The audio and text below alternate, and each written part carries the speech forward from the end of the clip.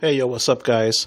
This is a game that from my past, it's an important game that I used to play back in the arcade. It was called Major Havoc, and it was made by Atari back in 1983. Now, this is my favorite vector graphic game of all time. Now, vector graphics, if you're not familiar with them, or if you're not really old school into the arcades, were basically games that were made, everything was made of lines. So there were no sprites, everything was made of connecting lines.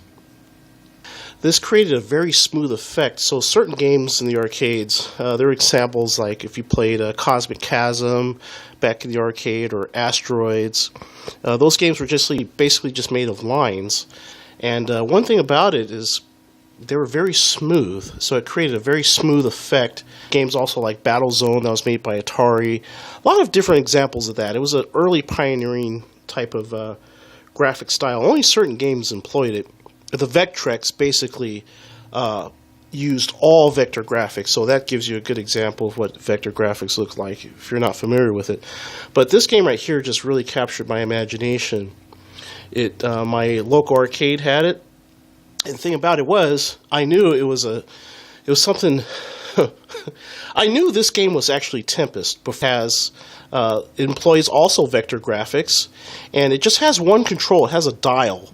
It has a dial and a fire button, if you're familiar with that. So basically, Major Havoc is a conversion of Tempest.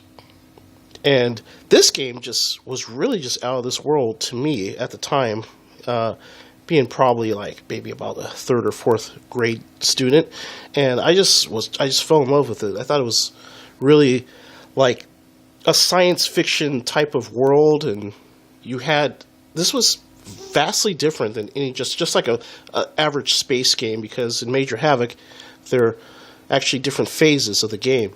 You have a central screen, which is like an information screen, which is also called a warp screen, and you play like a little mini game of Breakout. If you're familiar with Breakout, it's a really old school type of game.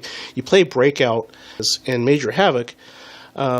You're out in space and you're weightless, and so the control scheme is based on being weightless, and that's where the trickiness comes with this game. Now, in the arcade, it was you actually had a dial, and that dial allowed you to move your character in very subtle ways, almost kind of like if you had like today, like you have an analog stick. You could move in very different, like little touchy ways, and that was true with this game. With the dial, you could move your character as fast as you move the dial, so it's very tricky trying to play it in MAME and trying to use a Neo Geo joystick, so it's kind of tricky. But some places it's doable, but it's not.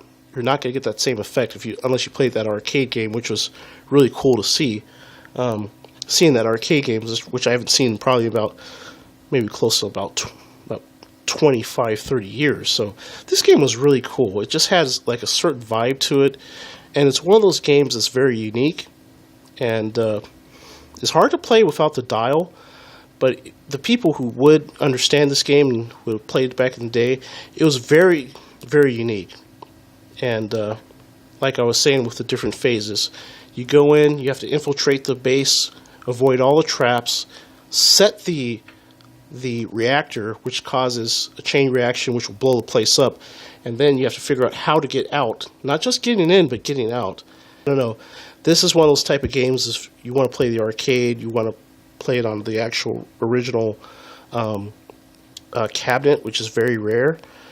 It's hard to play on MAME because, like I said, with the dial, unless you have a dial and set that up, is very difficult to play. But one of my important games that I remember from my childhood, and lots of cool things about it. I don't know if this is the type of game you would like, but it was a really cool game back in the day. So anyways,